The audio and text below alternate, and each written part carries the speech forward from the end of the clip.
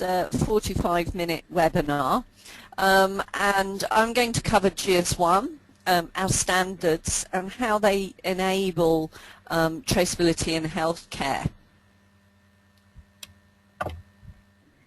And can I just introduce, this is Jo Burke here on behalf of ISQua. I would like to welcome you, Janice, to today's webinar and everybody attending it. Janice is a Traceability Director for GS1, and some of you may have already been introduced to what GS1 does if you attended our last webinar with Alana McMahon, who is a Senior Healthcare Consultant in PwC in Australia. Today, Janice will go one step deeper into what GS1 does and how it may be beneficial to your patients and the organization. Janice's presentation will last approximately 45 minutes, and then we'll leave 10-15 minutes for any questions you may have. You can ask questions at any time throughout the presentation by either typing them or raising your hand. I hope you enjoy the webinar, and over to you, Janice. Thanks, Jolanta. Okay, so we are going to ask 3 questions throughout the presentation, and usually when I'm presenting this at conferences, I like to ask the first question, which is, have you heard of GS1? And I usually get hands raised. So in this case, if you can just select yes or no, that would be very helpful.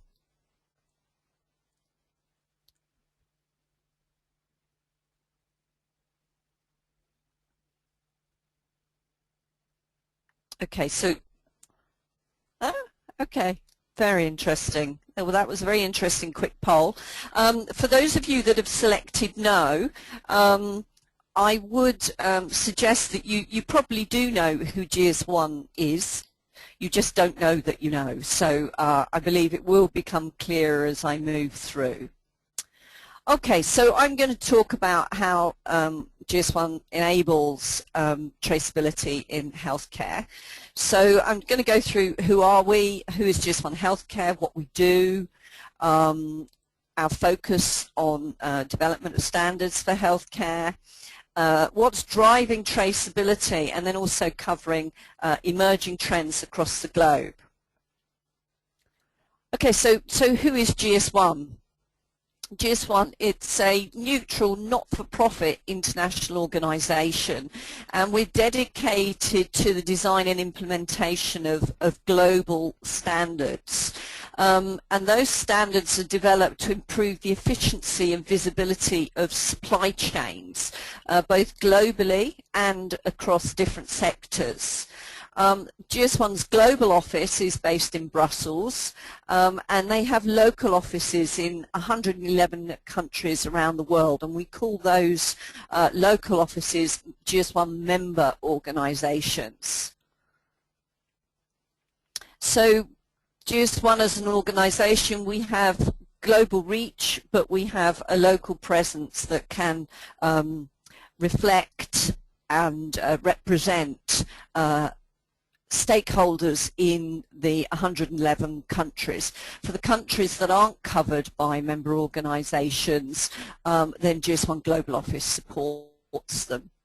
So today there are close to 2 million companies or organisations around the world who use GS1. That's across 150 countries, and it represents 6 billion transactions a day. So this is where those who answered no to our initial poll might be realising that they do know who GS1 is. So we develop automatic identification standards, and those 6 million transactions or beeps per day is when a barcode is scanned, and historically that's been predominantly in retail and fast-moving consumer goods. It's unusual now if we go and buy something from a supermarket or a small shop where the product's barcode is not being scanned. So that's where the 6 billion beeps per day come from. And those barcodes and the numbers underneath them are based on the standards that GS1 develops. And this year, as you'll see the logo in the bottom of that slide, this year is the 40th anniversary of barcodes. And we are aiming to make product identification, scanning, as ubiquitous in healthcare as it is in retail. So we want it as ever present in healthcare. So that's who GS1 is, and I'm now going to cover GS1 Healthcare, which is a part of GS1 Global Office that is focused specifically on healthcare. And we, about 7 or 8 years ago, established a voluntary global healthcare user group. And the vision is to lead the healthcare sector to the successful development and implementation of global standards, so GS1 global standards, by bringing together experts in healthcare to enhance patient safety, that's our key driver, and at the same time realizing supply chain efficiencies. Now, our global healthcare user group has representation from all stakeholders and from all parts of the world. So this slide just shows the organizations on the supply side, so the manufacturers or repackagers, the suppliers of predominantly branded products, but we do also have organizations that provide generic products. And on the provider side, so the buyer side, we also have organizations from around the world, so hospitals, group purchasing organizations. Now this slide is very busy. And it is constantly a challenge to keep it up to date. But this slide shows the members that participate in our work, in GS1 Healthcare's work for developing GS1 system of standards to be applicable to healthcare. So on the left-hand side, you'll see those organizations who are members at the global level. So they joined us at the global level and work to harmonize regulations and standards around the world. You'll see there's manufacturers, distributors, hospitals, solution providers, but also trade and industry associations. And we also have other organizations that are members of their local member organizations, indeed, that also participate at the global level. But there are many more. As well as our supplier and buyer organizations and members from around the world, increasingly we have become recognized by regulators, government bodies, agencies around the world as an open and neutral source of information and knowledge of supply chain standards. And you'll see a lot of these logos and organizations shown on this slide, but again, there are many more that we interact with, and indeed that they participate in our work. As well as those, we liaise with other standards bodies. So our GS1 is focused on supply chain standards, auto identification and data capture, but there are other standards that are very relevant to healthcare. So this slide shows GS1 and its relationship to the Joint Initiative Council in Healthcare. That's the 7 organizations that are enclosed in the orange box. So you'll see ISO, which is probably the most well-known standards organization, and quite a number of our standards are also accepted and numbered as ISO standards. Then there's CEN, there's HL7, IHTSDO, CDISC, obviously GS1, and IHE. Those organizations have come together in the Joint Initiative Council. And one of the first things that they have been working on, assisted by GS1 providing additional secretariat, is a need for a standard for the identification of patients and caregivers. And that work has been going on for about 18 months, and the standard that was developed has gone through the approval processes of all of those individual organizations, and now the draft is with ISO, and we anticipate that that will receive approval by ISO in the next couple of months. And then it will not only be a GS1 standard, but it will be a standard that is recognized by all of these organizations. And then at the bottom you will see other organizations that we work with under different initiatives. So World Health Organization, there is an initiative for vaccines at the moment. World Customs is in relation to identifying falsified products. ICCBBA is the standard for blood transfusion, and we have a memorandum of understanding, but also have worked with them to develop a guidance on blood derivatives, and others. And indeed you'll see ISQua there as well, our relationship with them, and hence this webinar.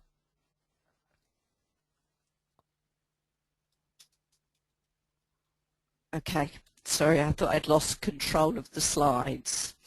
Okay, so look at GS1 in healthcare and the GS1 system of standards in a little bit more detail. I'm not going to go through all of these icons and terms, but this graphic shows the GS1 system of standards, and it covers 3 key areas. So when we talk about GS1 standards, we talk about identify, capture and share.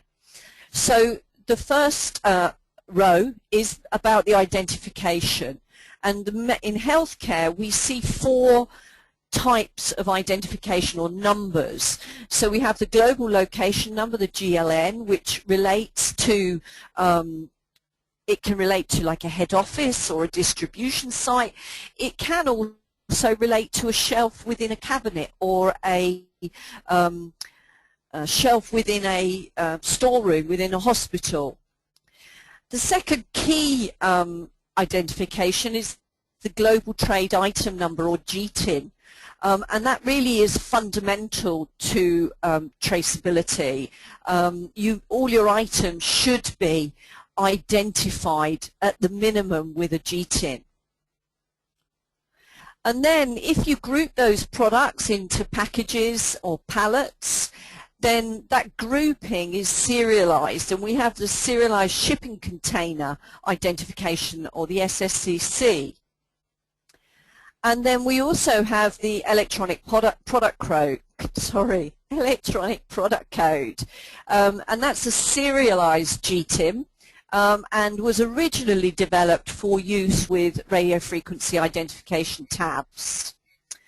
So, okay, those numbers are generated following the GS1 system of identification, and they're captured or held in what we call carriers.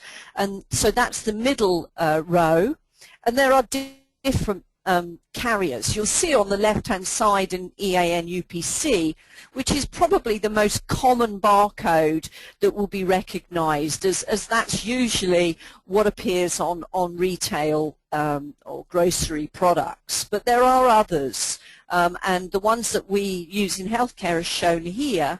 And if we just move to the right, to the 5th one, you'll see the GS1 data matrix, and that's a 2-dimensional code, and we are seeing the preference moving away from the linear barcode, the traditional one on the left-hand side, to this 2D GS1 data matrix carrier. And that's because more information can be held in that type of carrier in a small area. So if you've got small items like a vial or a surgical instrument, you can use that that carrier as small as 2 millimeters by 2 millimeters, and it will still hold the information that is required and, importantly, be readable by scanners. And the last two are the two types of RFID tags, the passive, the high frequency passive and the ultra high frequency passive. But in healthcare, pilots have been used for RFID, but it's really at the pallet transport level rather than the item level. So as I said, that there is a move towards GS1 data matrix being the preference. Okay, so we've identified items, we've captured the identification in a carrier, such as a 2D data matrix. And then the key thing to enable traceability is to share data about the product held within the barcode, or that provides a link between the barcode and data in a database. And we have three types of data. We have master data, and that remains fairly static. So, for example, think of a price list. That is fairly static. A product code, a product description, unit of measure. They don't change very often, so we call those master data. The second type of data is transactional data, and here we see purchase orders, advice, delivery notes, invoices, payments as transactional data, and they can be shared using GS1 standards for e-com, such as electronic data interchange, but increasingly GS1 XML standards. And then lastly, but by no means least, and I think this is where we will see the benefits to healthcare growing in the future, and that's event data. And event data is talking about 4 items. We call it the 4 W's, the what, when, where, and how. So what was the item? So for example, it could be a GTIN plus a serial number plus an expiry date plus a lot number held in a data matrix. So that's the what. The when the event occurred would be a time date, so it would give you the date and a time. The where is where that event took place, using, for example, the GLN, the global location number. That would then refer to, for example, goods in a hospital. And what was happening, so what was taking place, what event was taking place at that time. And that would be, for example, receiving at the goods in. So that's what we mean by event data, and that is very important to traceability. So we've now moved on to the next slide, and you'll see that the graphic has moved to the left, and I've put in a bracket and then shown the term traceability. So traceability is a business process, and traceability is enabled by the full suite of the GS1 system of standards. And we do have the global traceability standard for healthcare, and it is available on our website. I'll provide you with the link to that shortly. And when we talk about traceability, we mean all of these different terms. So it includes tracking forward, downstream, towards the recipient. But it also means tracing backwards, so that looking at the history of where the item has been, where it has come from. But it also enables authentication, so checking through scanning the barcode that it is the item has been identified by the brand owner. It also means pedigree, or chain of custody, chain of ownership. So those are all the supply chain processes moving upstream, moving downstream in the supply chain. But it also covers reverse logistics as well, such as return and recalls. So using the GS1 system of standards, enables the business process of traceability, which means all of those things. But why are standards important? This is probably one of my favorite slides, particularly as I travel a great deal. And I would say that the graphic on the left is constantly a challenge. No matter how many adapters I carry with me, I never seem to have the right one. And that's about lack of standardization. Different countries having different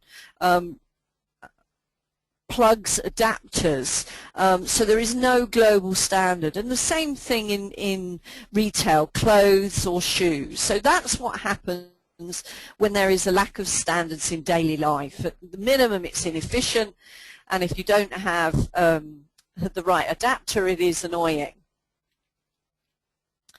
But if we look at healthcare in particular, these pictures are products that have been sourced on the market, so they are out there available to be bought and used.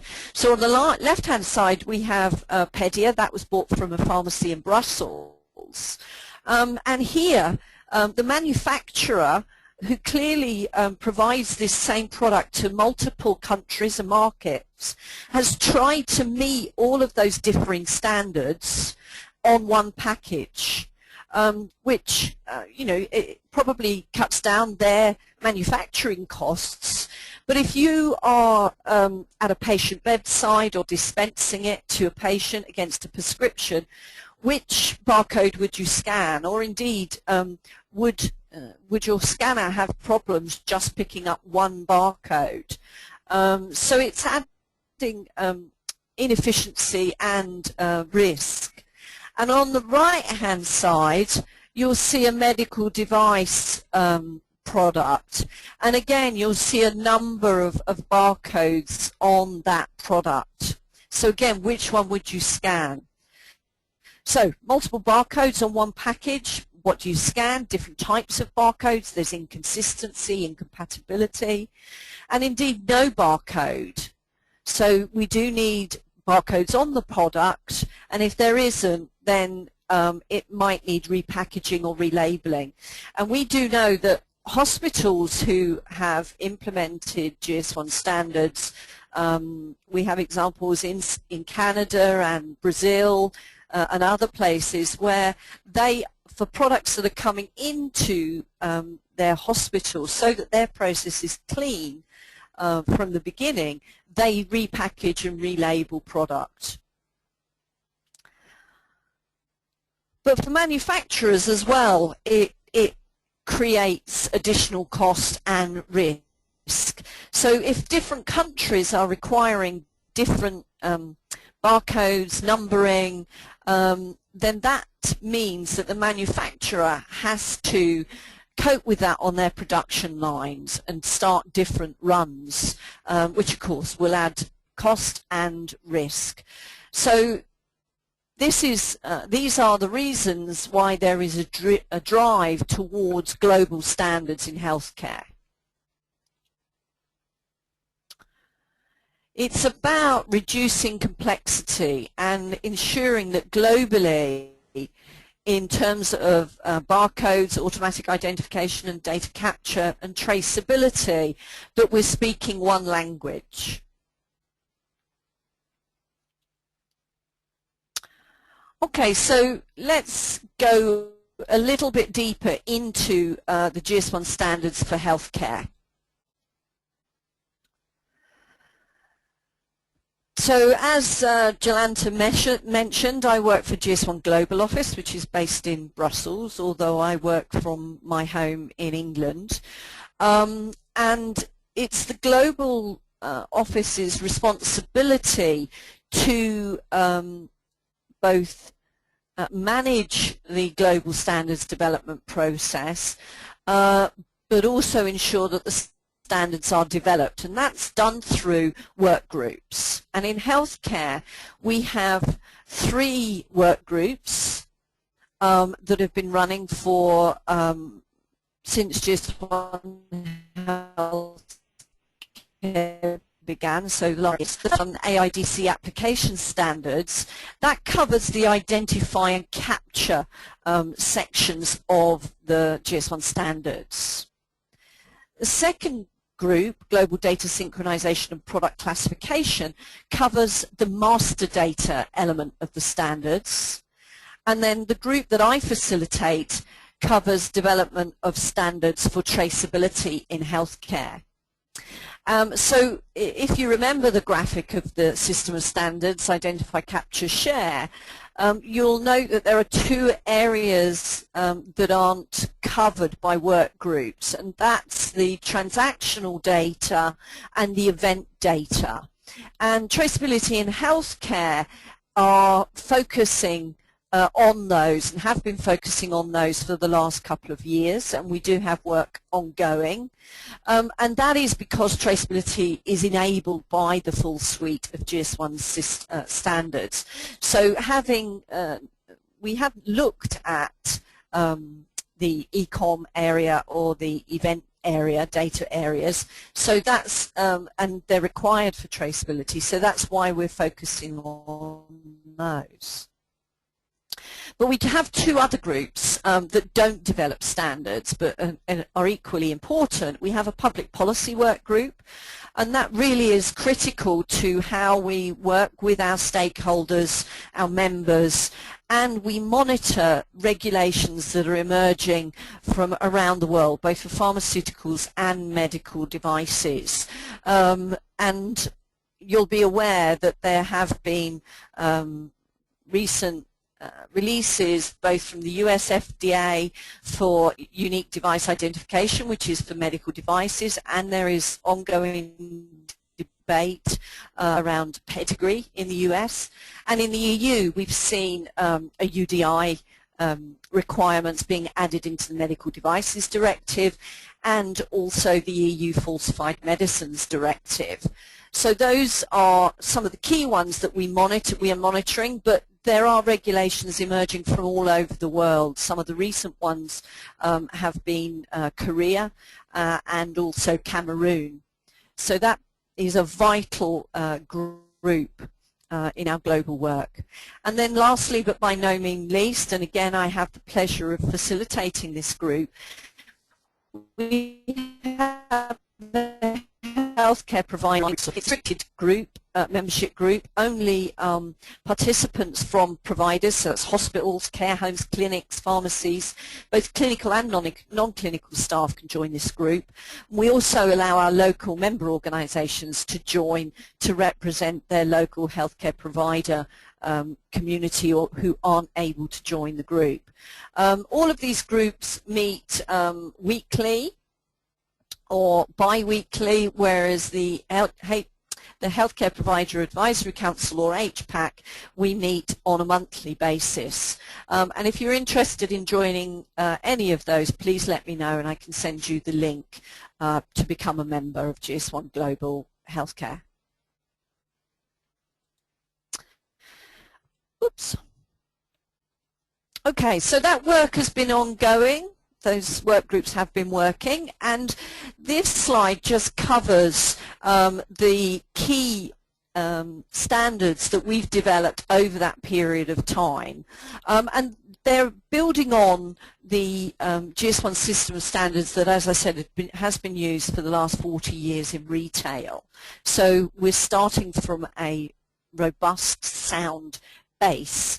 We are just adding specifics and necessary standards or parts of standards to make them applicable in healthcare.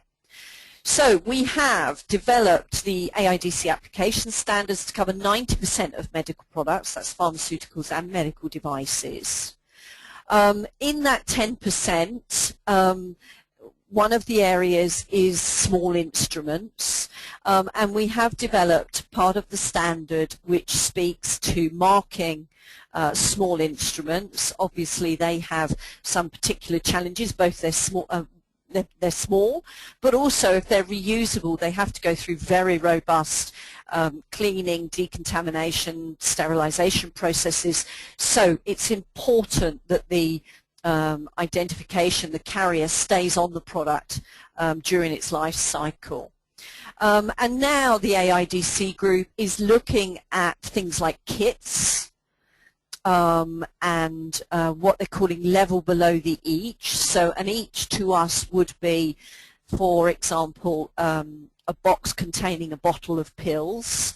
But in hospitals we realize that you need a more granular level of identification, such as unit dose. So they're working on a standard for that.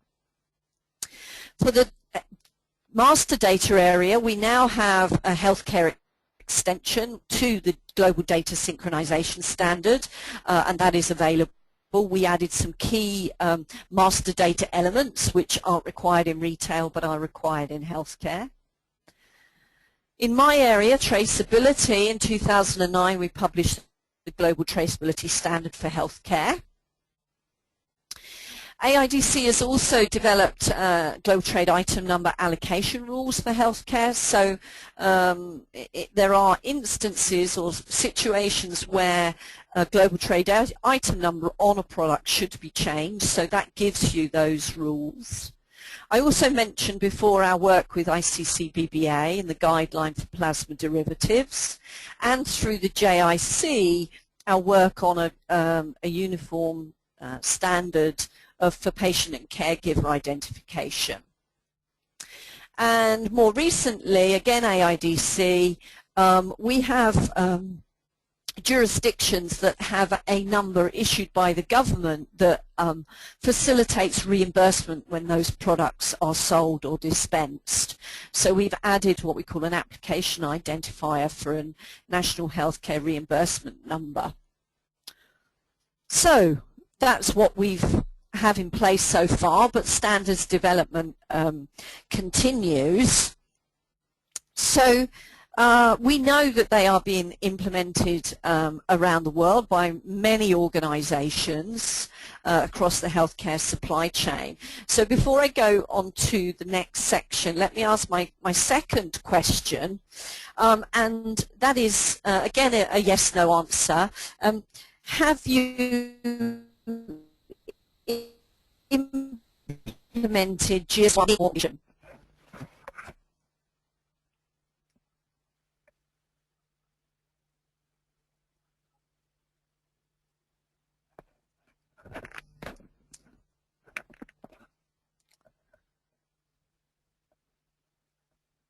Not yet. Okay. Okay, so hopefully this presentation, so it's 100% not yet, will assist you in moving forward. Okay, if we could return to the slides, that would be great. Okay, so thank you. Okay, so GS1 standards, how do they enable GS1's vision for traceability in healthcare? So I've mentioned this a couple of times. We published the GS1 Global Traceability Standard for Healthcare, or the GTSH, and it was published in 2009. That URL there, I know it's very long, but that is where you can download the traceability standard. And then shortly after that, we published the complementary GTSH implementation guidelines, so that can assist you in implementing traceability for pharmaceuticals and medical devices. And one of the key things in the traceability standard is the definition of the minimum model, which I will come on to shortly.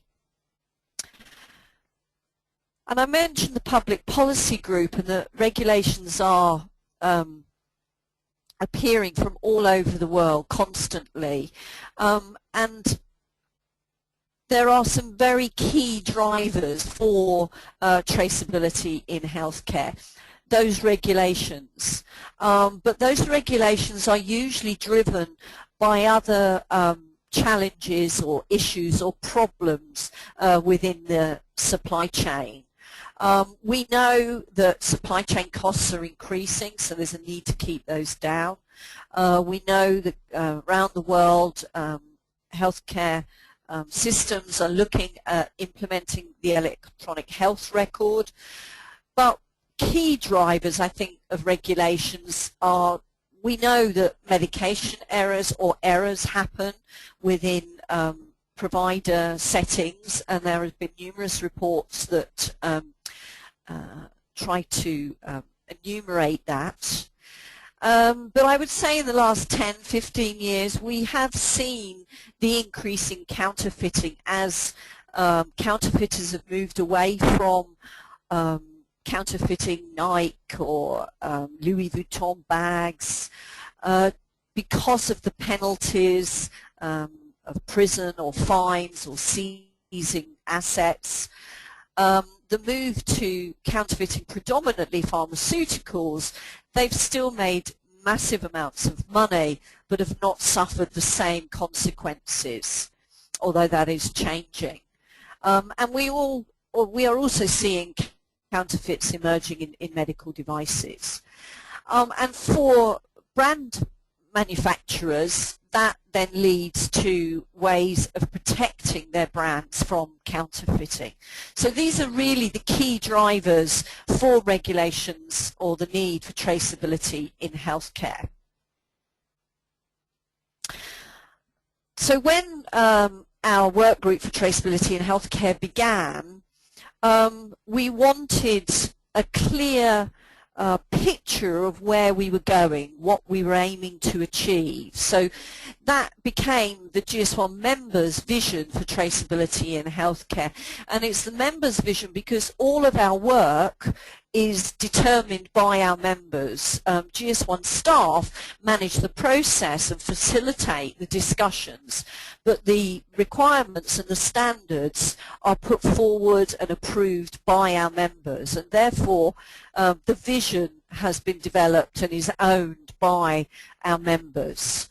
So the tagline for the vision is that we want full end-to-end actionable visibility of finished pharmaceuticals and medical devices in healthcare globally from point of production to point of use. And you'll see we've got some notes there.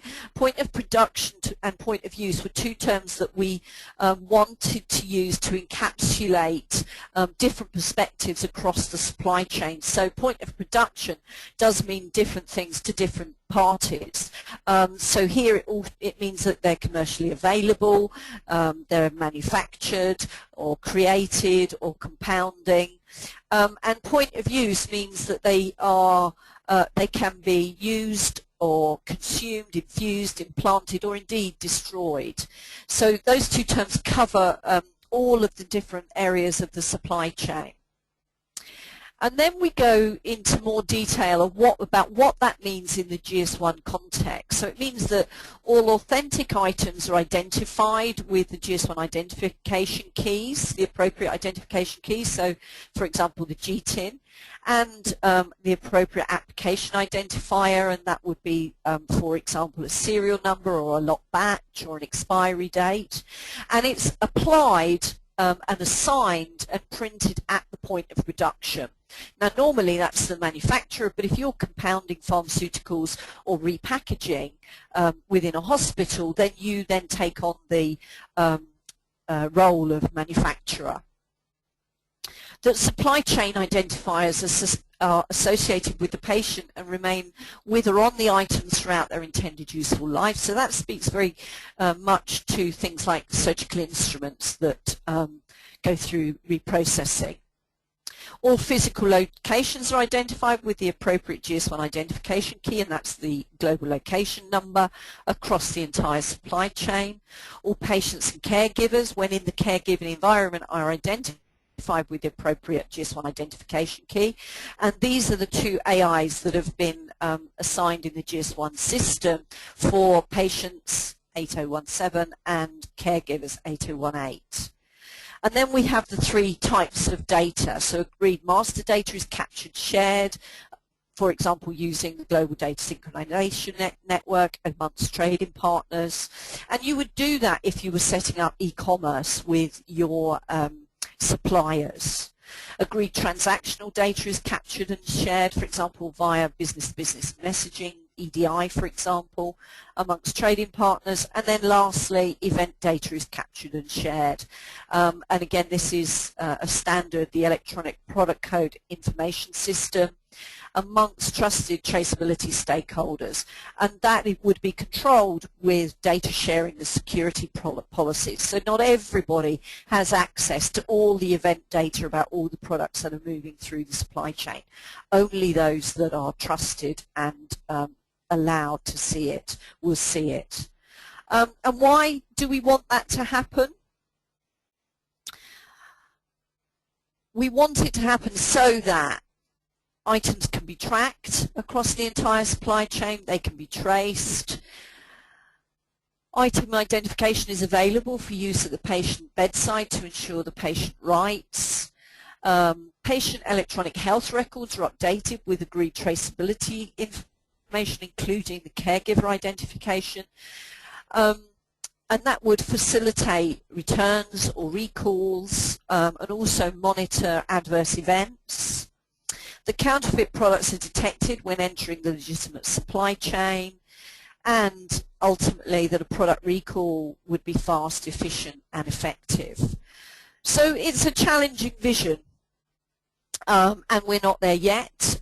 We are moving down that road, but we do have some way to go, and as 100% of those on the call have not implemented GS1 standards, that is a gap that we need to close.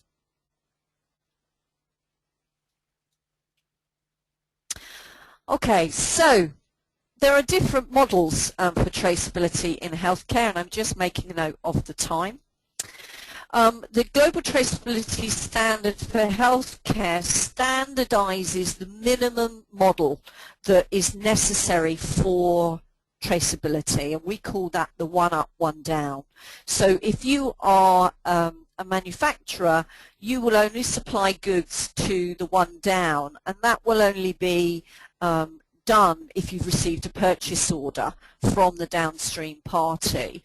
So that is your one down, and if you are the downstream party and you've placed a purchase order, one up to the manufacturer. So that's the one up, one down. And it's, I think, because it's highly regulated, to the hospital door, that is probably broadly in place. And another key thing, and that's why we have two flows here, with the physical flow of the product as it moves through the supply chain, data must be captured by each of the parties and then shared with the next party in the supply chain. So when a manufacturer ships goods to a hospital, for example, they would also send information about what has been shipped. Now that may be a hard copy dispatch note, or indeed it may be an electronic message to say these goods are coming. So those are fundamental to traceability. But we know that there are differing models emerging. Here, this one shows one in the US for pharmaceuticals. This is required by a number of states, and this is what they call pedigree or chain of custody, chain of ownership. And here the pedigree, so the information flow, the record is growing as it moves through the supply chain as the product moves. Here we have one in Turkey, again for pharmaceuticals, and this is a model that is has been developed by the government. It's owned and controlled by them, and it was developed to stop reimbursement fraud. And that is into its third year. It was the only live system globally, but recently we have seen Argentina begin implementation of their government-developed, controlled and run centralized system. In Europe, we see two models. We see the EDQM, European Directorate of Quality of Medicines and Healthcare, developed their ETACT, again centralized for pharmaceuticals. But we're also seeing the model developed, driven by FPA, which is a trade association. Oops, okay. Here, and they are now working with other trade associations in Europe to develop the European stakeholder model. And here their key point is that they verify at the point of dispense to stop product getting to the patient. So there are differing models, but I think the key thing to take away is that global standards enable compliance with numerous regulations. They also enable the effective and efficient implementation of traceability systems in healthcare, such as track and trace, authentication, and UDI, unique device identification for medical devices. So it gives visibility. So that those are the 4 W's, the what, when, where, and why. So let me just pause there and ask our final question.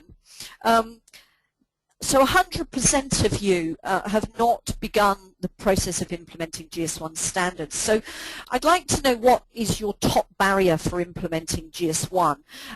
Is it senior board resistance or lack of knowledge, not understanding the benefits of implementing standards, not having the right tools, for example the scanners to scan the barcodes? Is it funding, or is it other issues? So what's the top barrier for stopping your organization implementing GS1 standards?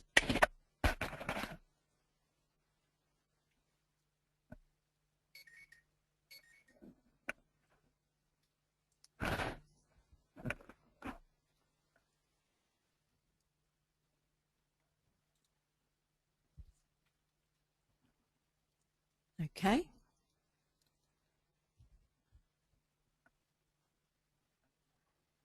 Not understanding the benefits, not having the right tools, okay, and other. Okay, we're quite restricted on a quick poll, so it would be interesting to explore the other, but we're not able to on this type of poll.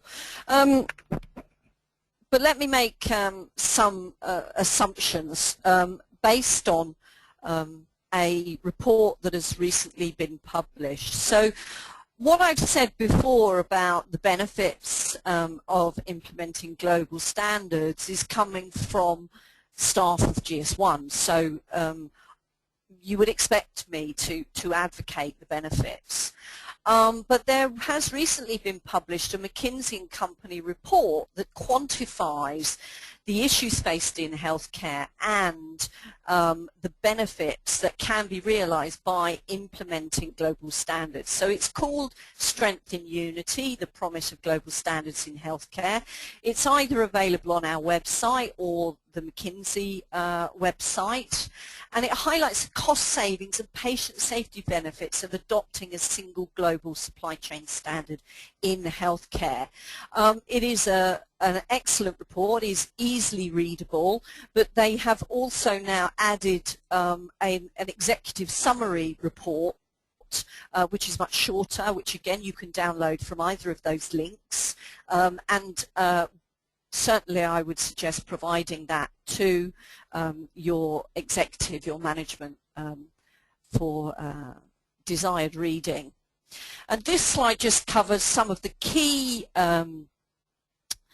items that are highlighted in the report around the benefits of adopting that global standard. So they estimate it could save between 22,000 and 43,000 lives and avert 0.7 to 1.4 million patient disabilities. It could prevent tens of millions of dollars worth of counterfeit drugs. It could reduce healthcare costs by about 40 to 100 billion globally, and ultimately adopting a single set of global standards will cost significantly less than implementing more than one. But those are just some key highlights, so I would commend that report to you. But at the end of the day, all the work we do and the belief that we have in implementing global standards is all about patient safety, and we believe that global standards enable the increase in patient safety worldwide. And I believe that was my last slide.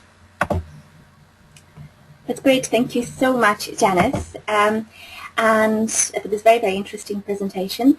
And we already have a question coming from Collins Onyango. Collins, off you go. You're able to speak now. Hello, Collins? Collins? Collins, you'd like to ask a question, I believe. Maybe on mute. Okay. No. Collins, can you hear us? Okay. Let's see if there is anybody else had a question. Not for the moment.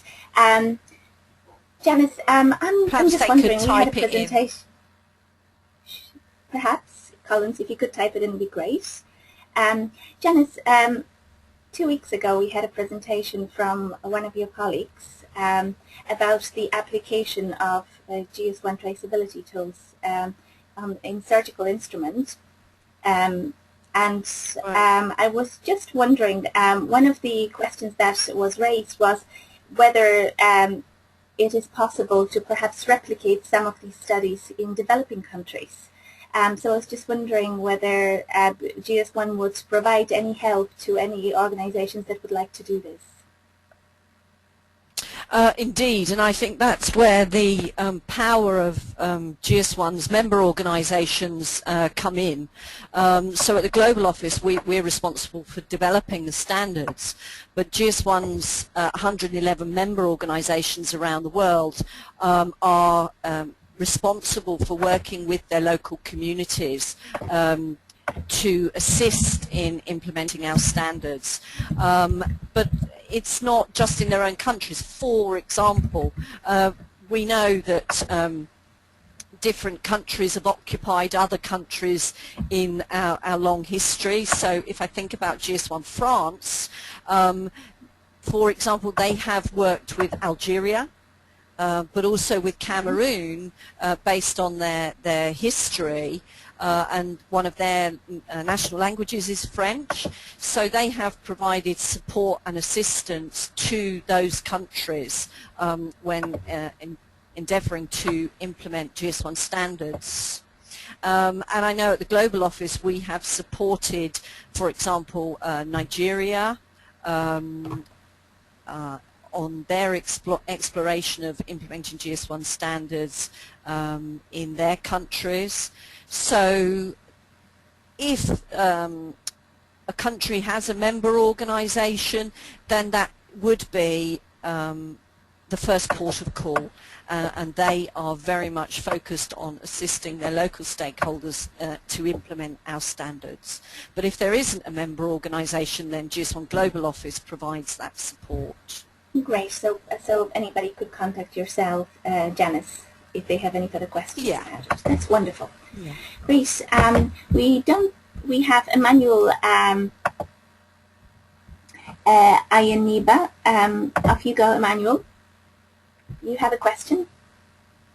Hello. Hello. Hi, Emmanuel. Yeah, you have a question for Janice, I believe. Janice? Yeah.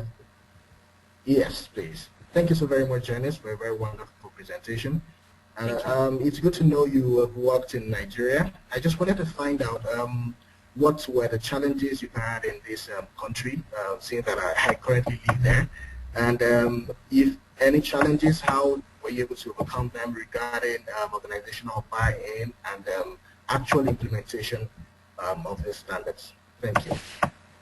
Thank you, Manuel. Well, we are very lucky in that we do have GS1 Nigeria, and we have provided support to GS1 Nigeria as they have been working with numerous agencies to